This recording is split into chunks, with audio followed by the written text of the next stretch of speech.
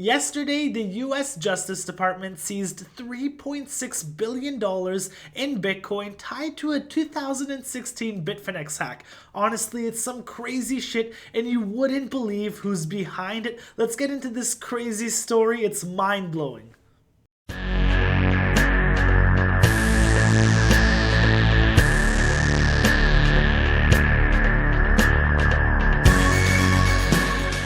For checking out the channel. Every day we put out a new video about cryptocurrency education, markets, giveaways, and more. Make sure you hit the subscribe button and notification bell so you don't miss out on any content. Now, let's go to the moon.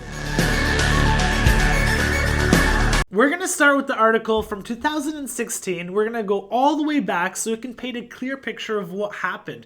Bitcoin worth $72 million, which was worth $4.5 billion today, was stolen from Bitfinex exchange in Hong Kong. Nearly 120,000 units of digital currency Bitcoin, it's funny how they worded it back then, was stolen from Bitfinex. And I wanted to note out what they said here. Tackett added that the breach did not expose any weakness in the security of blockchain. So it wasn't, a fault of Bitcoin or the blockchain that they stole it. We're going to get into how it happened. So hackers moved $3.5 billion worth of Bitcoin from 2016 Bitfinex hack. We're going from 2016 all the way to, a week ago. We thought that hackers moved the $3.5 billion because people can track this on the blockchain. So you can see Whale Alert had earlier reported of this development, saying that the bad actors transferred 10,000 Bitcoins worth more than $383 million to an unknown wallet during Asian hours on Tuesday. So that was actually the US Justice Department. So they actually seized the remainder of the Bitcoin and they arrested 34-year-old Russian US national Ilya Lichtenstein and his 31-year-old wife Heather Morgan. Before we go deeper into this, who are these people? So I couldn't find much on Ilya, but his wife Heather, she's just trending right now. She is a serial entrepreneur, a SaaS investor, Razzle Khan. She's also an artist, rapper, and a fashion designer. She blew up on TikTok, and check it out. I'm a motherfucking bad bitch. Go on, make me a sandwich. You annoying like vag itch. So lame, it's fucking tragic. Bad bitch, motherfucking bad bitch, bad. Not only to the rap that she does, this is another video that I found on Twitter. Habibti, I love you like halloumi cheesy. Yes, that was cheesy, but at least I ain't sleazy. Although, if you talk to Cat Monkey Wheezy, he'll tell you I love a good grump and to get skeezy. Seriously, a little grump. I like a big grump. That's what's up. Russell Dazzle. Russell Kwan in the house. She had $4 billion plus of Bitcoin. This one I cracked up on. How I built a multi-million-dollar business in my 20s with zero outside funding. My secret for making dreams a reality. I started my company when I was 23 and grew it into a multi-million-dollar business with zero outside funding. I had no connections. So you see who you're dealing with. Let's go into how they got caught. So over the last 5 years, approximately 25,000 of those stolen Bitcoins were transferred out of the Liechtenstein's wallet via a complicated money laundering process that ended with some of the stolen funds being deposited into financial accounts controlled by them. So they ended up trying to clean some of the Bitcoin and then sent it back to themselves. And this is a graph of how they kind of got tracked and what they spent it on. The other 94,000 Bitcoin, and you're going to think like this is crazy, remained in one of the Liechtenstein's digital wallets until federal agents seized control of it last month. Investigators did so after obtaining a search warrant for one of the Liechtenstein's cloud storage accounts, which contained a list of 2,000 virtual currency addresses along with the corresponding private key. So I believe they had their private keys on Google Drive with the remaining 94,000 Bitcoin sitting in one wallet. So they, were smart enough to pull this off, but in terms of holding the cryptocurrency cleaning, they definitely lacked in those skills, which is a positive for Bitfinex because they will get those Bitcoins back and hopefully it's bullish for the market. So what did they spend this Bitcoin on? How did they get tracked? You see, this is the wallet with the Bitcoin. They tried to clean it with Alphabay and then it moved back to them, and then you can see it went into their accounts. You can see some other Bitcoin came this way. Look at where they ended up using the money. So she ended up getting a $500 Walmart gift card with her email, and she used it on her personal Walmart app or whatever. This guy ended up using, both of them ended up using Uber, getting hotel.com, hotels I'm assuming. And did this guy buy a PlayStation with some of the funds? Honestly, I have no words to describe how they ended up pulling off such a sophisticated hack or social engineering attempt. We're going to go into a Twitter thread, which is really well compiled, and it goes over Heather and how she may have pulled it off. The Justice Department didn't say if Liechtenstein Morgan orchestrated the hack of Bitfinex itself. However, evidence shows the two suspects were involved in numerous attempts to launder the stolen funds in small amounts through thousands of digital transactions involving fake accounts in the dark web marketplace Alphabay. So today, federal law enforcement demonstrate once again that we can follow money through the blockchain and that it will not allow cryptocurrency to be a safe haven for money laundering. At the time of the hack, the stolen cryptocurrency was $71 million. Now it's $4.5 billion and $3.6 billion was seized. They will face up to potentially 25 years in prison. So let's move on to the Twitter thread. This is a well put together Twitter thread from Eric Wall. Give him a follow. We're going to be going over this. He's done a great job at putting it together. So Heather had a talk on how to social engineer your way into anything. I actually have it right here. And the last slide was, finally, how can you social engineer yourself out of a bad situation? I mean, you're facing 25 years. It's nothing to joke about. Can you social engineer your way out of that? Let's see how that plays out. I'm trying to share as much information as I can. I might be missing a lot of pieces. There's a lot of new things that are coming out every day, and it's pretty fresh, so I'll do my best to share as much information as I can. So Heather explains how social engineering is about exploiting people's cognitive bias, triggering people to do what they're already programmed to do. Gives white gray hat examples like Airbnb founder pretending to be his own agent when cold emailing, calling to get booked.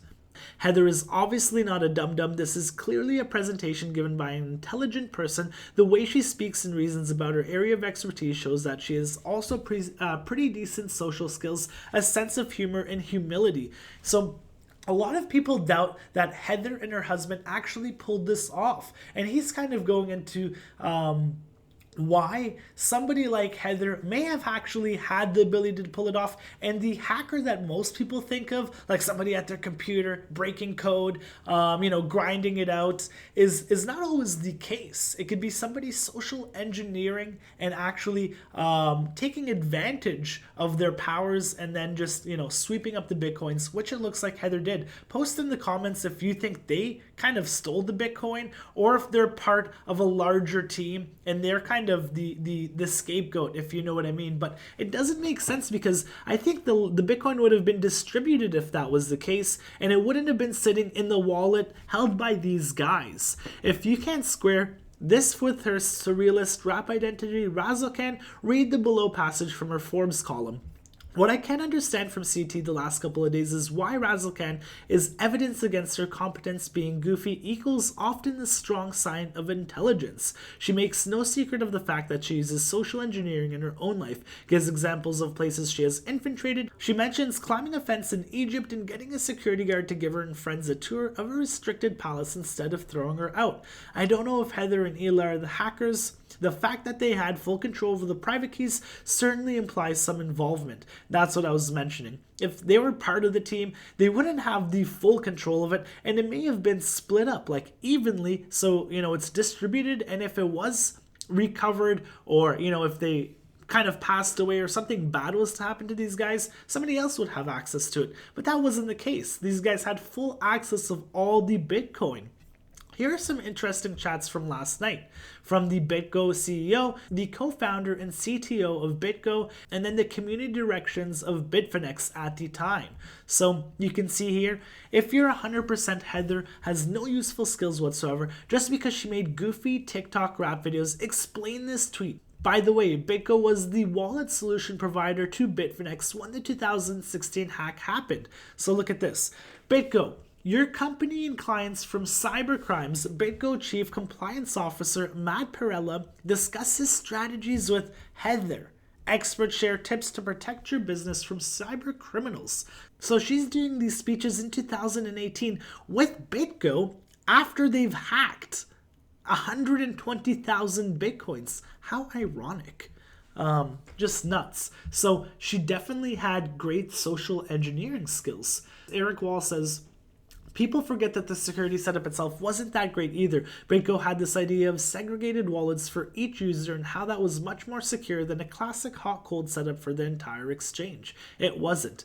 And Ben says, it wasn't our idea. Bitfinex demanded it in order to be able to satisfy some regulatory criteria for offering margin trading or futures to US customers. Don't remember the precise details of why they wanted it, but it was driven from their side. Eric says, thanks, my bad. It was strange that no detailed post-mortem was released. No account of what design directions were made and why. Neither is there any good background on how the hack actually happened, what was breached, or am I mistaken?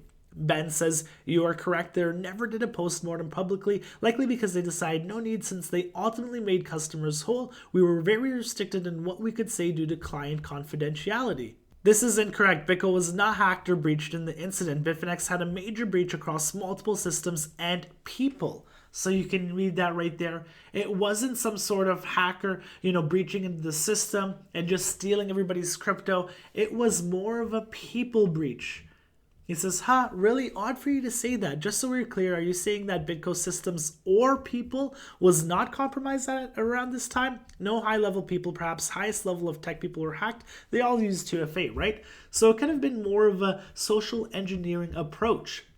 Last screenshot is pretty interesting, and he talks about it. Mentions that it was Bitfinex system that were breached, not BitGo. But Zane seems to insinuate BitGo was at least also at fault. Curious that no postmortem was ever written. Maybe it was something embarrassing. People on CT seem to have made their minds up that the hack happened in a very sophisticated technical manner, but there is no evidence of this. And people also seem to forget just how potent social engineering can be. If you're crafty, tons of major hacks happen via this way. In fact, I think Michael pretty much reveals that the hack involved in a significant human element when he says, and people, and that BitGo was not hacked. Sounds like someone finessed their way in, not the buffer overload payload hack that most people here seem to envision.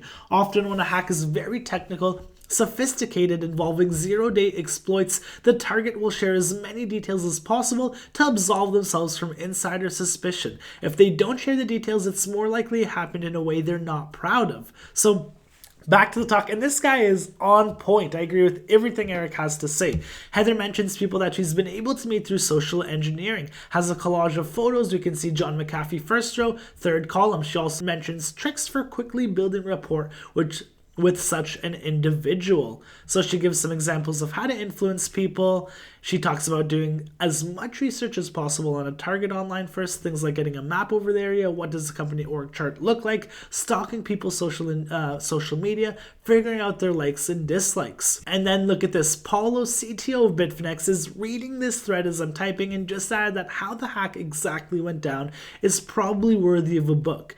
And look at this. Probably one day, someone will write a book about the precise events, interesting details behind the scenes. Lots of sauce indeed. And he mentioned that post-mortem, this is still an ongoing investigation. Unfortunately, certain details can't be disclosed only once all the event is concluded. We never lost the hope anyway. I'm quite sure that with the sauce will people understand better the causation of this mess. In general, fault is usually not one-sided, but again, let's first wrap this whole thing up, then details can be disclosed. And this guy points out, Larry, someone, hint hint, should look into Heather's public address and look at the activity of the wallet that funded it. I'm reasonably sure it leads to money laundering. And I did so. So you can see that they sent out 650 Ethereum 100 days ago, and they had a lot of transactions from Hubai, about, like 30 ETH, 50 ETH, 60 ETH, 29 ETH, and I tracked it and I found another wallet with, you know, millions of dollars actually. So they didn't do the best job of cleaning their tracks, of cleaning the cryptocurrency. Obviously, they got caught by the feds. The crypto got seized. Do you think it was Heather and her husband, or do you think it was somebody, you know, a larger team, and kind of used them as a scapegoat? But all the Bitcoin's gone. It's not like it was split up in 10,000, 10,000, 10,000, 10,000, and there's still like some out missing. Majority of the Bitcoin, or not, if all of the Bitcoin has been returned and will probably go back to Bitfinex. And I think that's bullish for the market as a whole. Let me know your thoughts. Honestly, this is some crazy shit. And this is Heather again. Bad bitch, motherfucking bad bitch, motherfucker.